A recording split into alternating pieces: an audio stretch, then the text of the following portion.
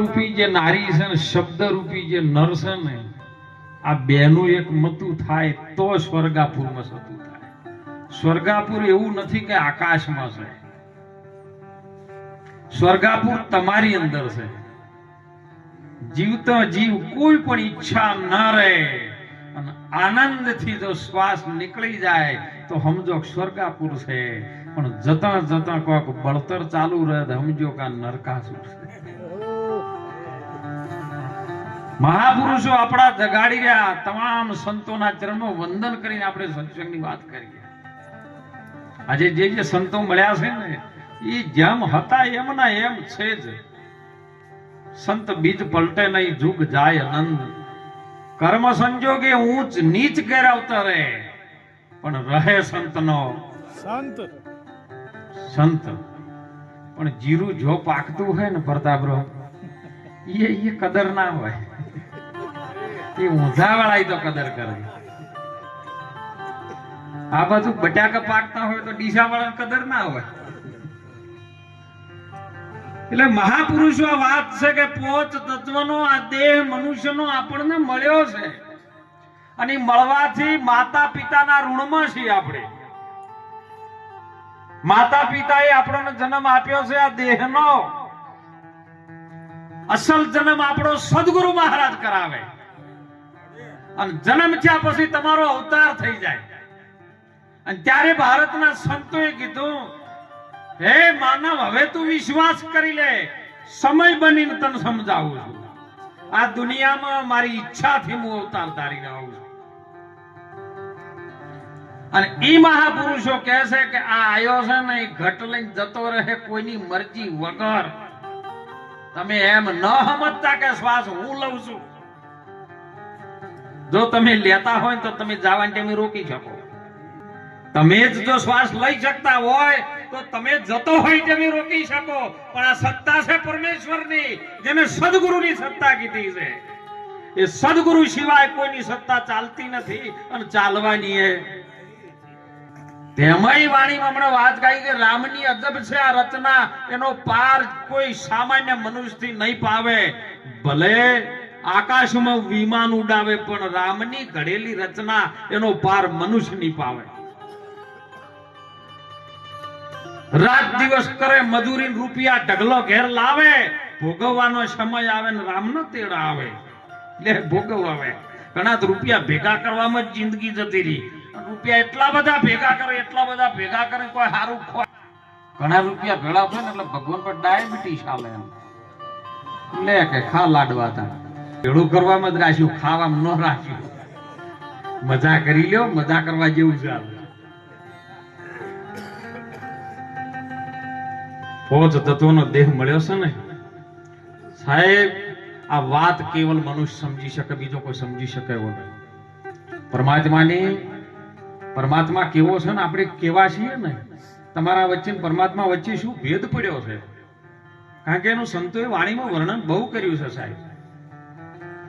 કે અસલ યુગમાં જેદી નહોતો કોઈનો આધાર, એ 50 કરોડમાં જેદી પાણી રે અને નિરંજન હતા જેદી નિરાકાર, એ એમાંથી શક્તિ દર્શાની રે. કોઈનો આધાર નહીં એટલે આધારાનો આધાર નિરાધાર હતો, જેને કોઈનો આધાર ના હોય. આખું વિશ્વ પરમાત્માના આધારે, પણ પરમાત્મા કોઈના આધારે નહીં, એવો નિરાધાર. પણ એને આદિનારાયણ ને ઈચ્છા થઈ અને કિંડ બનાયા. ઈંડના બનાયા તો ભાગ, પહેલી બનાવી પૃથ્વી, પછી બનાવ્યું આપ. પહેલી જોતે કોણ આયા? પહેલી જોતે બ્રહ્માજી આયા. તાણ મહાપુરુષો પણ એ રીત વાત કરે છે. નિરાત મહારાજે પણ સુંદર એમાં વાત કરી કે હમસે બ્રહ્મ और ब्रह्म थी माया, माया थी सब संसार. કેવી રીતનો છે હો અસલ ઘર આપણું કયો છે. સંતો વારંવાર આપણને ટકોર કરી રહ્યા છે. આ ઘર આપણે ખાલી કરીને જવું પડશે કેમ કે ભાડાનું છે એટલે બધા કે જીવશાને ફરે છે તું અભિમાનમાં તારે રહેવું છે ભાડાના. બોલો આપણે બધાને ખબર છે કે ભાડાનું છે આર્યું તો આપણું અસલ ઘર ચો છે. કાયા પડશે ને હંસલો ઓમાં ક્યાં જઈને હમાશે. એ ઘર બતાવી અમને દેજો રે ગુરુજી મારા શરણોમાં લેજો. હે ગુરુજી અમને શરણમાં લેજો. શરણ એટલે શું? ગુરુ મહારાજ નું ચરણ એટલે શું? બધા આપણે સંતો પણ કહીએ ભક્તો પણ બધા કહે છે કે ગુરુના ચરણે જવું પડે ને જવું પડે. એના સિવાય ઉદ્ધાર છે? ગુરુનું ચરણ શું પેલા ઓળખવું પડે સાહેબ. નહીતર પેલી બિલાડી જેવું થાય. મહારાજ બેઠા હતા અને પોપટ ને કઈ ક્યાંક હું દુકાને જઈને આવું છું તું બેહજે ને બિલાડી આવે તો ઉડી જાજે. માસ્ટર સાહેબ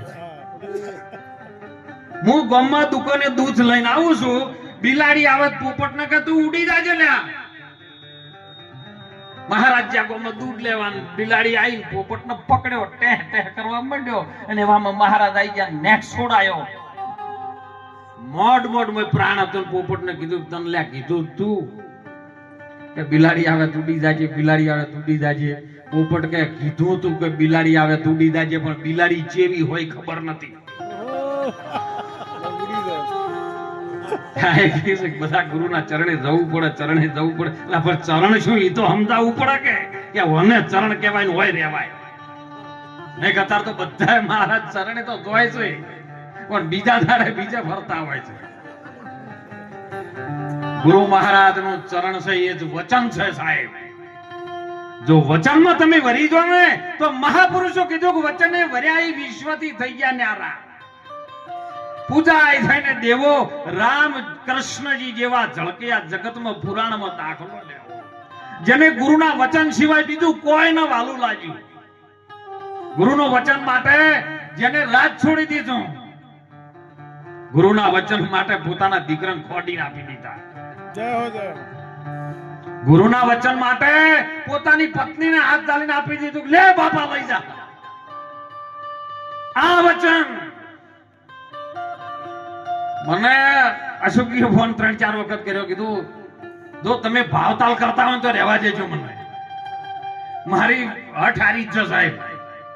કોઈ મને ફોન કરે પ્રતાપરાવ એમ કે બાપુ આટલી ભેટ પૂજા હાલ છે એટલે હું ફોન કટ કરી દઉં. ભેટ પૂજા નહીં કરતા 20 લાખની ગાડીઓ આલવા વાળો તૈયાર થતો તમારે મારા 1000 રૂપિયા લાવું પરસેવો વાળવાના. પણ એ નહીં જોતું. પણ જો કદાચ કોઈ ગામની અંદર કોઈ ભજનની અંદર કોઈ સત્સંગની અંદર આવા મહાપુરુષો બેઠા ને કોઈ પોત જવનિયા ઉભા થઈને એ બાપુ આજથી વ્યસન નહીં કરે આજથી આ માવા મેલો છે કે વિમલ ગુટકા નાખે છે તો મારે તમારા ઘેર દક્ષિણા મારે હાલીને જાવી લ્યો. નથી મારે તમારા કોઈ પણ ઉપર 5 જણાનું ઊભું થવું છે કે બાપજી તમે ભલે માતાજીને જ માનતા હોય. હમણાં કીધું હતું કે અમે ભુવન કોઈ કહેતા નહીં બિયાતા હશો તેમ નહીં કહેતા હોય. હું તો કહું છું ભુવાય આવો તમે તાર હોમાં લ્યો. ભુવાનો અર્થ હજી ભુવા નહીં જાણતા એમ કહું. ભુવા એટલે શું તમને અર્થ બતાવવો જો ચોક બેઠા હોય તો નક્કી કરજો. ભૂ કહેતા ધરતી થાય અને વા કહેતા વાયુ થાય. ધરતી કોઈ દાડો કોઈના પર ભેદ રાખે ખરો? મરેલા ને હંગરે જીવતા ને હંગરે. અરે ગમે એવો ગુંડો હોય તો હંગરે, હાચા ને હંગરે, જૂઠા ને હંગરે, પાપી હોય તો એને હંગરે ને. એ કોઈ દાડો કોઈ ભેદ ન રાખે કે તું ધરતી પરથી કચી જા. ઈ ભૂ અને વાયુ વાવે છે ને ઈ પવન બધાને જેવો આવતો એવો હરખો જ આવે. કોઈ ઊનો ટાટો ના આવે. આ હરખું કરીને જો હાલતો હોય ને એમ ભૂવો ને કે ભયમ આગા પાછું કરીને 2 ભયમ થી 1 કરાવતો હોય ને એ ભૂવો નહીં ભવાયો કહેવાય. અને એ મહાપુરુષોએ કીધું સંતો કે છે જાગી જો આમાં જાગવાનો સમય આવી ગયો. અસલ યુગમાં નતો આધાર કેમ કે એને કોઈનો આધાર છે કારણ કે સર્વ સાક્ષી ભૂતમ. પોતાના દ્રષ્ટા તરીકે સાહેબ જો દ્રશ્ય જોતો હોય એ સાક્ષી રૂપે તું છે અને તારે કોઈનો આધાર છે. એવું પરમ તત્વ જેને આપણે સત્ય કહીએ છીએ. અને હરજી ભાટીના રામદેવ પીરે એ કીધું કે હે હરજી, સત્યથી આગળ બીજું કોઈ નથી. સત્ય કેવી રીતનું છે, તમારું ઘર કયો છે, તો મહાપુરુષો કહે છે હું તો હાલ જ તમને પ્રેક્ટિકલ કરીને બતાવું. વાર નહીં, જો સમજણમાં આવી જાય તો તરત, નકે પછી હરી હરી કંઠી બોતો બે હરી. એ આ ભગવો કપડું આ મેં જે પહેરીને આવ્યું છે, બોલો એ આજ કેનો કલર જેવો છે મને કહો. ગુરુમુખી હોય તો ખબર પડે ને. હે આ જે પહેરીને આવ્યો છું એનો કલર કેવો છે, તો બધા કહો કે ભાઈ ભગવો છે, ઓરેન્જ છે. પણ I not is something is not લઘુ ગ્રંથિ વિથ નાઇટ ગુરુ મંથિ. હું ગુરુ ઉપરમાંય નથી, હું લઘુ ગ્રંથિમાંય નથી. આઈ એમ નોટ સમથિંગ. હું વચ્ચે વર્તમાનમાં જીવવા વાળો માણસ. આ કપડું પેલું કોકના દુકાનમાં હતું, તમે કયો હતા એના ઉપર આધાર છે. એ બારકુંડ ઋષિની વાણી તમને પ્રમાણ આપે છે કે કયો હતા અને આયા છો ચો. તું છે કોણ ને હરી છે કોણ ને હવે પાછો જવાનો છે કયો. ઉપાય શોધી લેજે એનો, આ હૃદયમાં જો તપાસી લે છુપાયેલ ખજાનો છે. આ કપડું કોકની દુકાનમાં હતું, કાપડિયાની દુકાનમાં. એ કાપડ વાળો ચોક વળી મોટી જથ્થાબંધ વેપારી ના તો થી લાયો, અને વેપારી મિલ માંથી લાયો. મિલ વાળો ક્યાંથી લાયો, તો કોકના કપાસમાંથી રૂ કાઢીને લાયો છે. હવે રૂ કયો હતું તો કે કપાસની કેરીમાં હતું. ઈ કેરી કયો હતી, કપાસના છોડમાં હતી. કપાસનો છોડ કયો હતો કે ધરતીમાં હતો. ધરતી કયો હતી તો પાણીમાં હતી. પાણી કયો હતું તો અગ્નિમાંથી આવ્યું છે. અગ્નિ કયો હતી તો વાયુમાંથી પ્રગટ થઈ.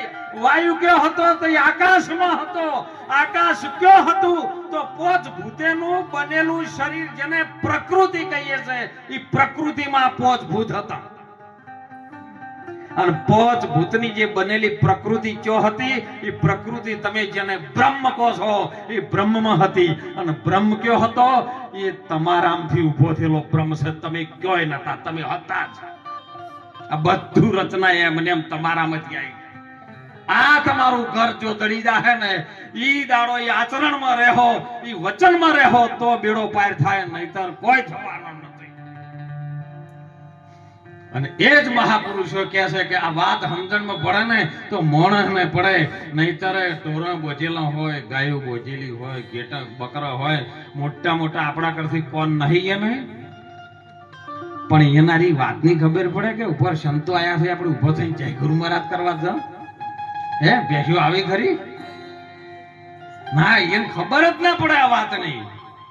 આ તો એક મારા જેવો થોડો કે અભિમાન થઈ ગયું, રાજ આ છે કોને.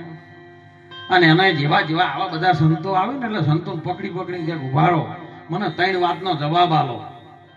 અને 3 વાતનો જવાબ જેને ના આલે ને એને કાળી ગોટણી જેલમાં પૂરી નાખે આ રાજા. કે ભગવાન એક છે કે બે છે એમ. તમે જેને પરમાત્મા પરમાત્મા કરી રહ્યા છો, ભગવાન ભગવાન કરી રહ્યા છો, ભગવાન એક છે કે બે? અને છે તો જો છે અને કેવી રીતનો રહે છે.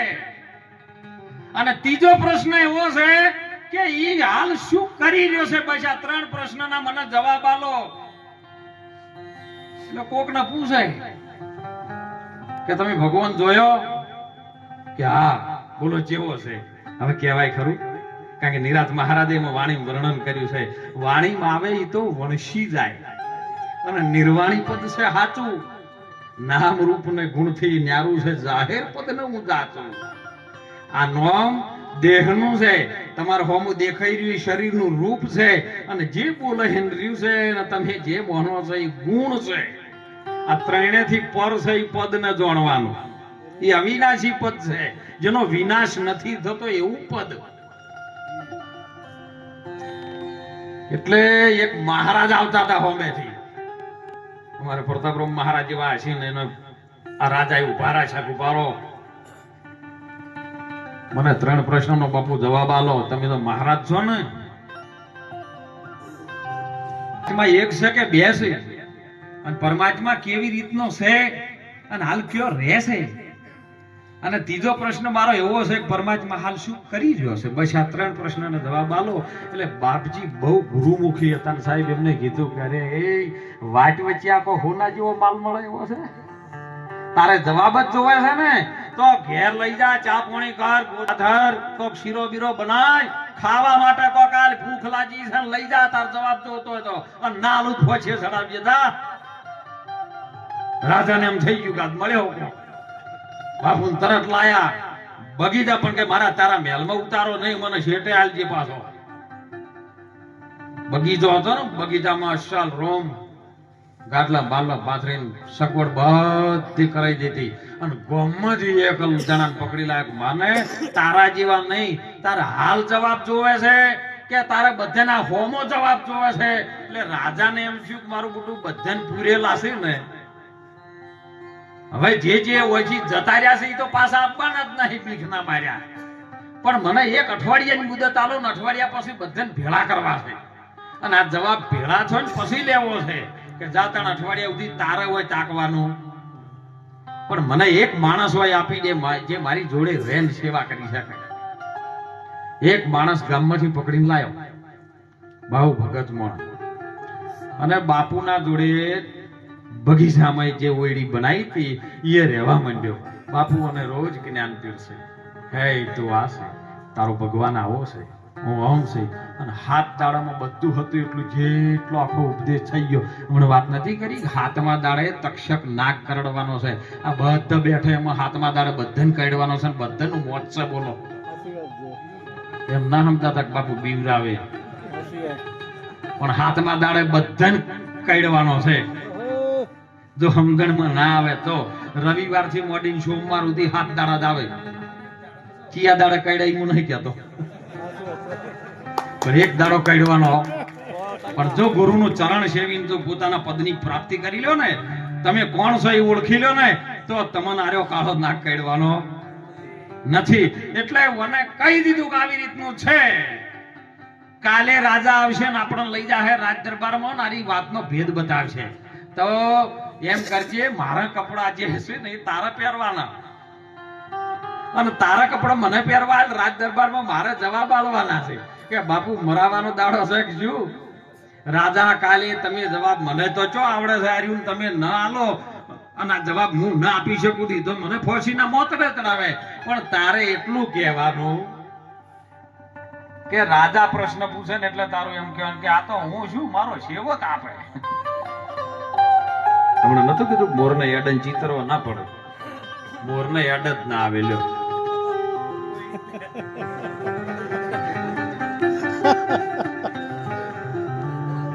શબ્દ પકડવો હોય તો. બીજા દાડે રાજાનો હુકમ થયો, 2 જણા આયા ભરી સભામાં. રાજાએ પ્રશ્ન કરવાનું ચાલુ કર્યું, બિહારી બધા જે જતા રહ્યા હતા ને એ લાઈન બિહારેલા. અને બાપજી પ્રશ્ન પૂછ્યો કે બાપુ 3 પ્રશ્નના જવાબ હવે ચાલુ કરો. પરમાત્મા 1 છે કે 2? એટલે પેલા બાપજી બોલ્યા કે આ તો હું શું કે મારો સેવક બેઠો આ લઈ લ્યો. એટલે પેલા જે મહારાજ એમના કપડો પહેરીને બેઠા હતા ને એને કે તું હાલ કે હા બાપુની જેવી આજ્ઞા. એ ઉભો થઈને આવ્યો, રાજાને કે બોલ પરમાત્માનું હવે તારે શું પૂછવું એ પૂછ મને. હે કે પરમાત્મા 1 છે કે 2? જોજો આ સીધો બોત જ છે. એટલે પેલા બાપજી જે કપડો પહેરીને બેઠા હતા સેવકનો, એ બાપજી બોલ્યા કે પરમાત્મા 1 છે કે 2 છે તારું જોવું છે? પ્રેક્ટિકલ કરીને બતાવું કે તરત હોનમાં સમજાવું? એટલે રાજા કે પ્રેક્ટિકલ કરો થોડી વધારે સારું. કે તાન થાળ ભરીને મોતી લાય, ખજાનાનો કોઈ પાર નતો, થાળ ભરીને મોતી લાઈને તરત મૂક્યા કે હવે 1-1 ગણવાનું ચાલુ કર. એટલે થાળમાંથી 1 મોતી ઉઠાવ્યું માસ્ટર સાહેબ કે 1, અને બીજી થાળી મૂક્યું. હવે બીજું ઉપાડ્યું કે 2, એટલે પેલા તરત પૂરા છે ઉભા રહો. તમારા હાથમાં કેટલા છે? કે 1. તાતા ચમ 2 કહો છો? ગણતરીમાં કરવાનું છે. પેલું 1 કરીને મૂકી દીધું, બીજું ઉપાડ્યું એટલે 2 કીધું. પેલો કે હાથમાં 1 છે 2 ચમ કહો છો? પકે ગણતરીમાં આવે તો કે બસ હોય ને ગણતરીમાં આવે જેનું 2 વાર કામ કર્યું એ 2 મોન્યા, 3 વખત કર્યું ને ત્રિગુણી મોન્યા. જેનું જેનું જેમ નામ કામ કરતો જો એમને નામ બદલાતા જાય. કે આરી વાતની હવે મને સમજણ પડી ગઈ. હવે બીજો વાતનો જવાબ આલો. આ તો મને સમજાઈ ગયું પરમાત્મા એક જ છે. આખા બ્રહ્માંડની અંદર જોવા દો તો પરમ તત્વ એક જ છે. આ મને સમજણ પડી ગઈ. તો કે હવે બીજી વાતનો જવાબ મને આલો કે પરમાત્મા કે રહે છે અને કેવી રીતનો છે. તો કે તું આવા પ્રશ્ન પૂછ કરે, કોઈ ચા પાણી કરતો નહીં. હે આટલા બધા જવાબ આલી, મને તો ભૂખ લાગી છે, કોઈ ખાવાનું લાય. રાજા કે ખાવાનું શું લાવું? કે કશું નહીં, દૂધનો ગ્લાસ ભરીને લાય ને હાલતો. એટલે દૂધનો ગ્લાસ સેવકો હુકમ કરે, દૂધનો ગ્લાસ ભરીને મૂકી દીધો. એટલે પેલો દૂધનો ગ્લાસમાં ઓગળી લઈને હલાવવાનું ચાલુ કરી દીધું. 10 મિનિટ જેવું મહારાજ દૂધ હલાયું એટલે પેલો રાજા ખીજાણો, એ બાપુ હું કરો છો? આ પરમાત્મા કેવી રીતનો છે કયો રહેશે ઈ જવાબ આલો કે દૂધ હલાય એમ ચો પડ્યા છો? કે તાણ ઈ જ ગોતું છું, અમે જી ગોતું છું લ્યા. કે પણ જી એમ હાથમાં નો આવે.